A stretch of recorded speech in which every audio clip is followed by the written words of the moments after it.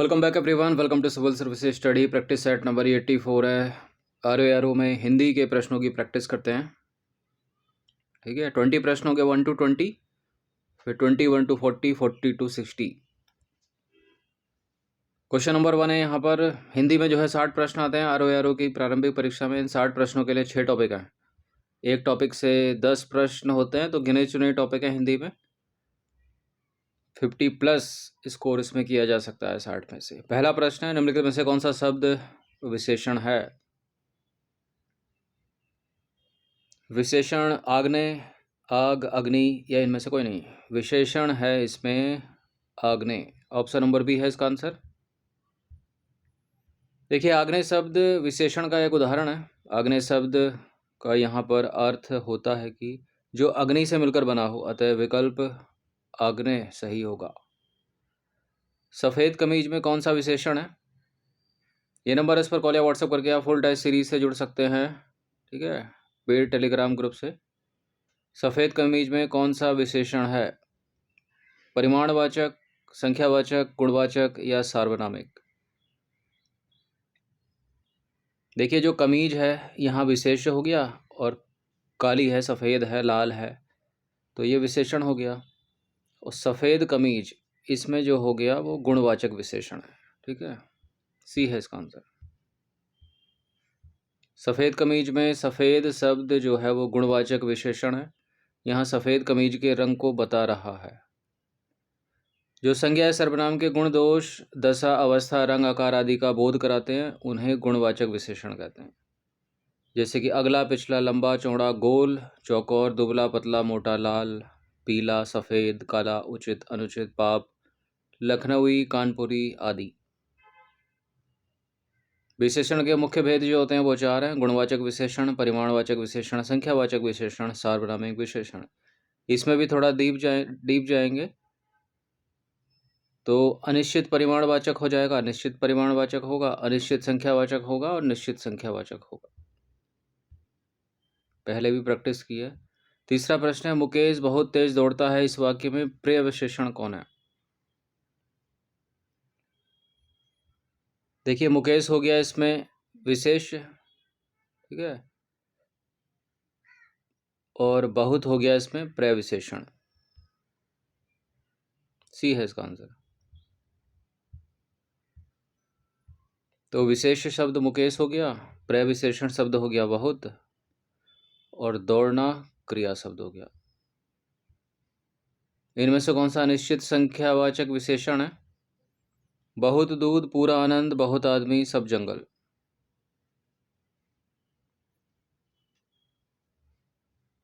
बहुत आदमी, ठीक है, लेकिन कितने आदमी वो पता नहीं है, इसलिए अनिश्चित संख्यावाचक विशेषण। बहुत आदमी अनिश्चित संख्यावाचक विशेषण है। और अनिश्चित संख्यावाचक विशेषण की डेफिनेशन, ऐसे विशेषण जो हमें किसी संज्ञा या सर्वनाम का निश्चित बोध नहीं करा पाते एवं उनमें अनिश्चितता बनी रहती है, ऐसे विशेषण शब्द अनिश्चित संख्यावाचक विशेषण कहलाते हैं। जैसे कि कुछ, अनेक, सारे, बहुत, सब, थोड़ा, कई, सैकड़ों, अनेक, चंद, अनगिनत, हजारों आदि। ठीक है, मतलब एग्जैक्ट नंबर का पता नहीं है। क्वेश्चन नंबर 5, निम्नलिखित में से विशेषण युक्त पद नहीं है। कपड़ा, लड़का, मकान, चढ़ाव। कपड़ा विशेष्य है, कपड़ा लाल है, विशेषण हो गया। लड़का मोटा है, ये विशेष विशेषण हो गया। मकान विशेष, ऊंचा है मकान, तो विशेष विशेषण हो गया। उतार चढ़ाव में विशेषण युक्त पद नहीं है। उतार व चढ़ाव दोनों विशेष्य हैं। जिस संज्ञा सर्वनाम की विशेषता बताई जाती है उसे विशेष्य कहते हैं। जैसे मोहन परिश्रमी लड़का है, यहाँ परिश्रमी विशेषण है, और मोहन और लड़का जो है वो विशेष्य है। मोहन और लड़का विशेष है। अन्य विकल्प, कपड़ा, लड़का, मकान। मकान ऊंचा, विशेष विशेषण। लड़का मोटा, कपड़ा लाल। ठीक है, पहले में गुणवाचक विशेषण है। हजारों लोगों ने उसे देखा है, इस वाक्य के संदर्भ में निम्नलिखित में से कौन सा एक सही सुमेलित है? क्रिया शब्द देखा है, विशेष शब्द लोगों, सर्वनाम शब्द है, विशेषण शब्द हजारों। हजारों लोगों ने उसे देखा है। देखिए विशेषण हजारों तो ठीक है, लोगों यहाँ विशेष शब्द हो गया। देखा है क्रिया, सर्वनाम यहाँ पर उसे होगा ना कि है। क्या होगा? उसे। तो यही इनकरेक्ट है। तो सर्वनाम शब्द क्या होगा? उसे ना कि है। क्वेश्चन नंबर 7 पर आ जाइए। अनेक वाक्यांश के लिए एक शब्द की दृष्टि से दोपहर के बाद का समय वाक्यांश के लिए एक शब्द होगा। अपराह, तीसरा पहर, गोधूली, सांझ।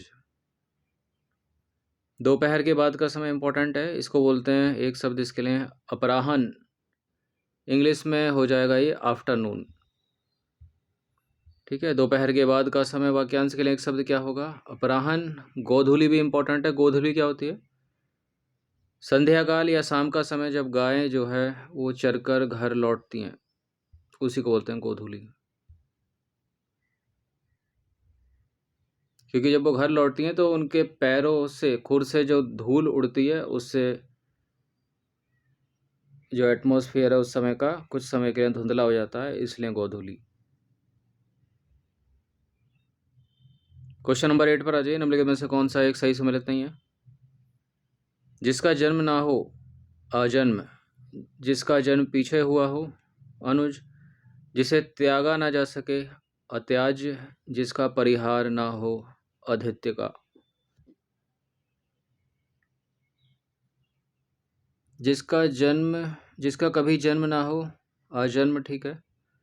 जिसका जन्म पीछे हुआ हो अनुज, पीछे यानी बाद में, यानी छोटा भाई होगा अनुज। जिसे त्यागा ना जा सके अताज, जिसका परिहार ना हो सके अदित्य का। ये गलत है। अदित्य का होती है पर्वतों के ऊपर की समतल भूमि। ठीक है, जिसका परिहार ना हो उसके लिए शब्द क्या होगा? अपरिहार्य। पर्वत के ऊपर की समतल भूमि के लिए एक इंपॉर्टेंट शब्द है अदित्य का। क्वेश्चन नंबर 9 पर आ जाइए। निम्नलिखित में से कौन सा वाक्यांश अपने शब्दों के साथ सही सुमेलित नहीं है? क्षितिज, अनुग्रहित, क्षेपक, त्रिकुटी।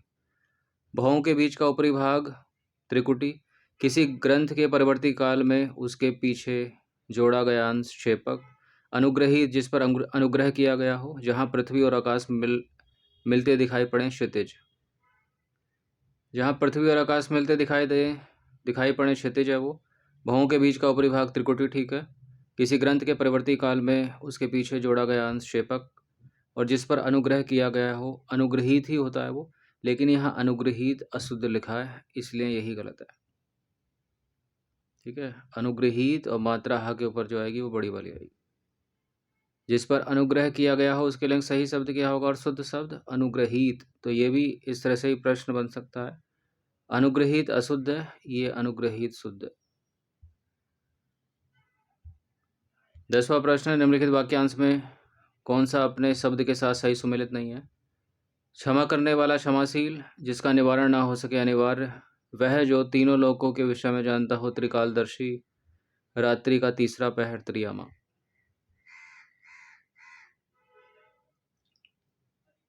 जिसका निवारण ना हो सके अनिवार्य, ठीक है। क्षमा करने वाला व्यक्ति क्षमाशील भी ठीक है। रात्रि का तीसरा पहर त्रियामा करेक्ट है।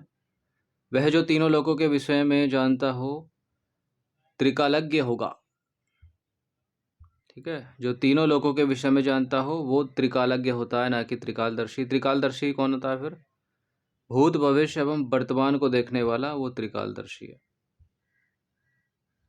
जो क्षण भर में नष्ट होने वाला हो, क्षणिक, क्षणभंगुर, क्षम्य, जिसे क्षमा किया जा सके वो क्षम्य है।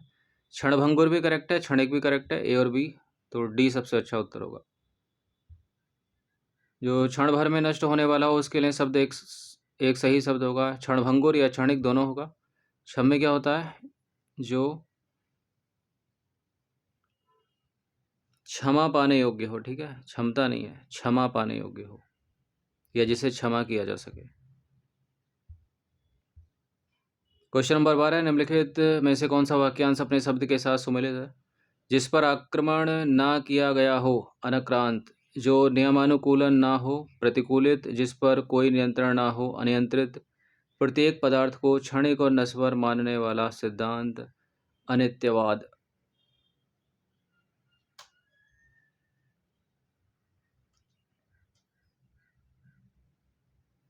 देखिए, निम्नलिखित में से कौन सा वाक्य अपने शब्द के साथ सही सुमेलित नहीं है होना चाहिए? ये नहीं यहाँ पर रह गया है। जिस पर कोई नियंत्रण ना हो, अनियंत्रित, ठीक है। जिस पर आक्रमण ना किया गया हो, अनाक्रांत, ये भी सही है। प्रत्येक पदार्थ को क्षणिक और नश्वर मानने वाला सिद्धांत, अनित्यवाद। जो नियमानुसार ना हो, यहाँ प्रतिकूलित लिखा है, ये गलत है, ठीक है। बी है इसका आंसर। जो नियमानुसार ना हो उसके लिए एक शब्द क्या होगा? अनियमित, ना कि प्रतिकूलित। क्वेश्चन नंबर 13 पर आ जाइए। जिसका हाथ बहुत तेज चलता हो उसके लिए एक शब्द क्या है? क्षिप्रहस्त। ऑप्शन नंबर बी है इसका आंसर। आपादमस्तक, अनिस्त्रीण और श्रुताधुर, ये अलग शब्द हैं, इनके वाक्यांश भी अलग होंगे। तो इसका तो क्षिप्रहस्त होगा, जिसका हाथ बहुत तेज चलता हो। अनिस्त्रीण क्या है फिर? जिसका जवाब ना दिया गया हो, वो है अनिस्त्रीण। श्रुताधुर क्या है? भूख से व्याकुल, उसके लिए एक शब्द क्या है? श्रुताधुर। इंपॉर्टेंट है अपाद मस्तक, सिर से लेकर पैर तक, उसके लिए एक शब्द अपाद मस्तक। क्वेश्चन नंबर 14 है। निम्नलिखित वाक्यांश को उनके शब्द के साथ सम्मिलित कीजिए। हर तीसरे महीने होने वाला, स्त्री के बस में रहने वाला, वह स्थान जहाँ स्थायी महत्व की वस्तुओं का संग्रह हो, जो स्त्री दुराचारणी हो। देखिए, हर तीसरे महीने होने वाला, ये तो हो गया त्रैमासिक। स्त्री के बस में रहने वाला हो गया स्त्रैण। वह स्थान जहाँ स्थायी महत्व की वस्तुओं का संग्रह हो, संग्रहालय हो गया। और जो स्त्री दुराचारणी हो, स्वैरिणी। Option number A. तो इस तरह से जो हमारा कूट बनेगा वो बनेगा ऑप्शन नंबर ए। हर तीसरे महीने होने वाला त्रैमासिक, स्त्री के बस में रहने वाला स्त्रैण, वह स्थान जहाँ स्थायी महत्व की वस्तुओं का संग्रह हो, संग्रहालय। और जो स्त्री दुराचारणी हो, स्वैरिणी।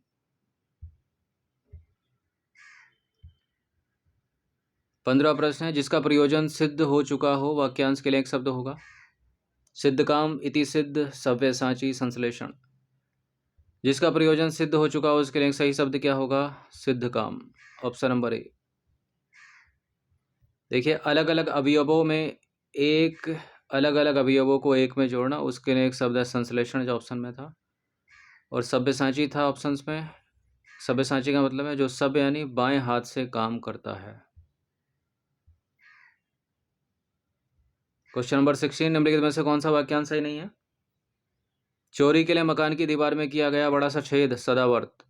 जिसका पति जीवित हो, सधवा। तीनों प्रकार के ताप या कष्ट, मतलब दैहिक, दैविक, भौतिक, त्रिताप। और अनेक शब्दों या पदों को मिलाने की शैली, सामासिक।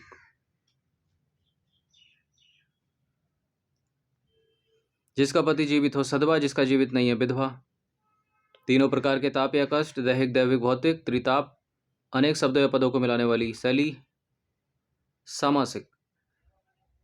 और चोरी के लिए मकान की दीवार में किया गया बड़ा सा छेद, सदावर्त नहीं होता, सेंध होता, सेंध, ठीक है, सेंध। चोरी के लिए मकान की दीवार में किया गया बड़ा सा छेद, उसके लिए एक सही शब्द क्या है? सेंध। सदावर्त क्या है? नित्य दीन दुखियों को भोजन देने की व्यवस्था, सदावर्त। क्वेश्चन नंबर 17 है। सहोदर शब्द के लिए निम्नलिखित में से कौन सा वाक्यांश सबसे उपयुक्त होगा? अपनी इच्छा के अनुसार आचरण करने वाला, एक ही माता पिता के उदर यानी पेट से उत्पन्न भाई, जो स्वयं भोजन बनाकर खाता हो, कुछ खास शर्तों द्वारा कोई कार्य करना या कराना। कुछ खास शर्तों द्वारा कोई कार्य करना या कराना, इसको संविदा बोलते हैं। एक ही माता पिता के उदर यानी पेट से उत्पन्न भाई, इसके लिए एक सही शब्द है सहोदर, ठीक है। बाकी अपनी इच्छा के अनुसार आचरण करने वाला, उसके लिए एक सही शब्द क्या है? स्वेच्छाचारी। कुछ खास शर्तों द्वारा कोई कार्य करना या कराना, संविदा। और स्वयं पाकी है, जो स्वयं भोजन बनाकर खाता हो, स्वयं पाकी। 18 प्रश्न है। उसी समय में होने वाला या रहने वाला, वाक्यांश के लिए एक शब्द होगा। समकालीन, ठीक है, ऑप्शन नंबर बी। बाकी अन्य विकल्प देखें। स्थावर, जो एक जगह से दूसरी जगह ना ले जाया जा सके। सामूहिक, समूह से संबंधित या समूह द्वारा होने वाला। अनुकूलित है, किसी चीज़ को किसी खास स्थिति या परिस्थिति के लिए उपयुक्त बनाया जाना या बनाना। बहुत पूछा गया एग्जाम्स में। जो युद्ध में स्थिर रहता है वाक्यांश के लिए एक शब्द क्या होगा? निर्निमेष होता है, बिना पलक गिराए, युधिष्ठिर होगा। ठीक है, जो युद्ध में स्थिर है युधिष्ठिर। अन्य विकल्प कर्तव्यच्युत क्या होता है? जो कर्तव्य से च्युत हो गया है। मेघनाद मेघ की तरह करने वाला, निर्निमेष है, बिना पलक गिराए।